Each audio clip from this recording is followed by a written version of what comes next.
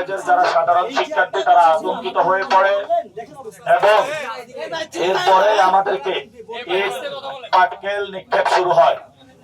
এরপরে তারা ডিম নিক্ষেপ শুরু করে। আমি 12টার দিকে তাদের কথা অনুযায়ী সবাই সহ আমরা হাবিবুল্লাহ বাহার ইউনিভার্সিটিতে যাই। সেখানে শিক্ষার্থীরা আমাদেরকে ফুল দিয়ে বরণ করে নেয়। বরণ করে নেওয়ার পরে আমরা যখন গেটের অভ্যন্তরে প্রবেশ করি, সাথে সাথে একজন এসে বলে যে আমি হাবিবুল্লাহ বাহারের সাবেক ছাত্র দলের সভাপতি। আমি বললাম আপনি কি এখানে শিক্ষার্থী? উনি বললেন আমি এখানে শিক্ষার্থী না। উনি বলল যে আমাকে মির্জা আব্বাস টাকা দেয়, পয়সা দেয়, এখানে যারা টিচার আছে তাদেরকে টাকা পয়সা দেয়, আপনি দিতে পারবেন? আমি বললাম না, আমি পারবো না, কারণ আমার কাছে কোনো দুর্নীতির টাকা নেই, আমার কাছে কোনো সন্ত্রাসী কার্যক্রমের টাকা নেই। পরবর্তীতে তারা আমাদের উপরে, নেতা কর্মীদের উপরে আঘাত শুরু করে। আমি সবাইকে নির্দেশনা দেই যে আপনারা সবাই ধৈর্য ধারণ করেন। আমরা একটি বাংলাদেশের গণতান্ত্রিক পরিবেশের জন্য, গণতন্ত্রকে বাংলাদেশে এস্টাবলিশ করার জন্য এসেছি। আমরা আমাদেরকে অনেকে মারবে, হামলা করবে, আমরা শান্তিপূর্ণ ভাবে ইলেকশনের যে 12 তারিখ ঘোষণার ডেট রয়েছে সেই পর্যন্ত যাব। কলেজের যারা সাধারণ শিক্ষার্থী তারা আতঙ্কিত হয়ে পড়ে এবং এরপরে আমাদেরকে ইট পাটকেল নিক্ষেপ শুরু হয়। এরপরে তারা ডিম নিক্ষেপ শুরু করে। তখন প্রশাসনের পুলিশ বাহিনী আসে। প্রশাসনের পুলিশ বাহিনী যখন এখানে আমাদেরকে জানালো যে আমরা আপনাদের প্রোটেকশনের জন্য এসেছি, কিন্তু পুলিশের সামনেই আমাদের যারা ভাইরা রয়েছে ভাইদের উপরে তারা উপর্যুপরি হামলা করা শুরু করলো। কিল, ঘুষি, লাঠি, ইট দিয়ে তারা আঘাত শুরু করলো এবং সবার উপরে হলো ডিম নিক্ষেপ শুরু করলো।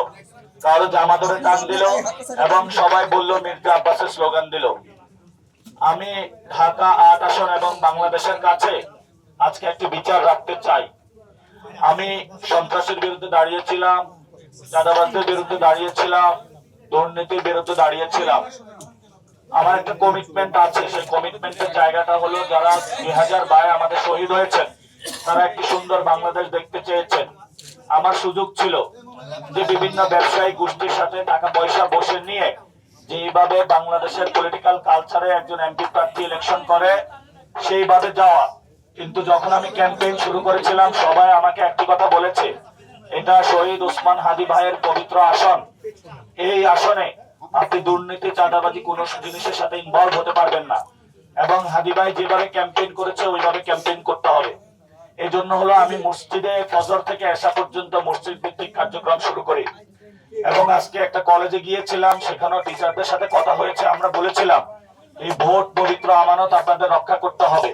কিন্তু যখন হাবিবুল্লাহ বাহারে গিয়েছিলাম আমরা আগে শুনেছিলাম হাবিবুল্লাহ প্রিন্সিপাল যিনি আওয়ামী লীগের আমলে নিয়োগকৃত এবং সেখানে প্রশ্ন বাণিজ্য হয়ে থাকে, সন্ত্রাসী কার্যক্রম অনেক আগ থেকেই চলে এবং সেই গভর্নিং বডি হলো মির্জা আব্বাস সাহেব বসিয়েছেন।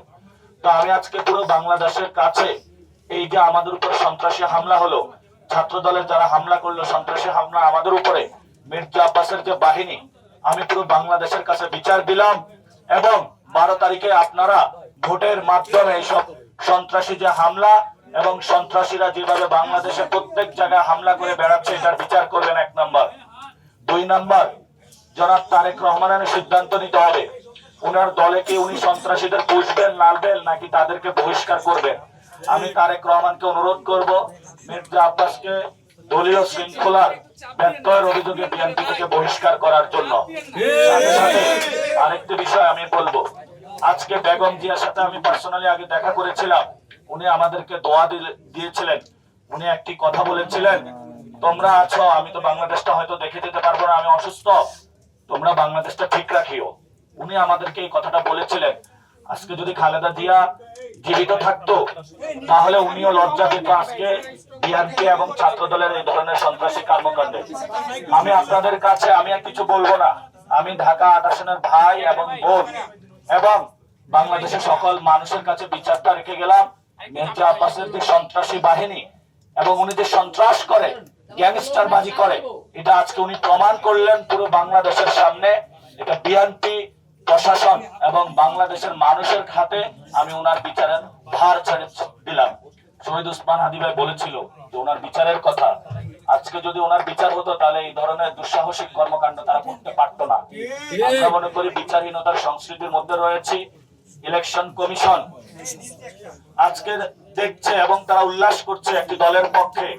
তারা আমাদেরকে একটি খালি মাঠে ছাড়ে দিয়েছে যেখানে আমাদের কোনো নিরাপত্তা নাই। আমরা ইলেকশন কমিশনকে বলবো, সুষ্ঠু নির্বাচনের দায়িত্ব আপনাদেরকে দেওয়া হয়েছে, আপনারা একটি সুষ্ঠু ইলেকশনের দিকে যান। আমরা সহযোগিতা করতে চাই। এর মধ্যে আমরা খোঁজ পেয়েছি 50 জন প্রার্থী ঋণ খেলাপি এবং দ্বৈত নাগরিককে অনুমোদন দিয়ে বাংলাদেশের মানুষ ভোট দেওয়ার আগেই ইলেকশন কমিশন তাদেরকে সংসদে পাঠানোর ব্যবস্থা করেছে। এবং বাংলাদেশের মানুষ ইনশাআল্লাহ আগামী 12 তারিখে তারা গণভোটে হ্যাঁ এবং শাপলাকলি দাঁড়িপাল্লাকে জয়যুক্ত করে এসব সন্ত্রাসীদের বিচার করবে। ইনশাআল্লাহ বাংলার মাটিতে তাদের বিচার হবে, ইনশাআল্লাহ হবে।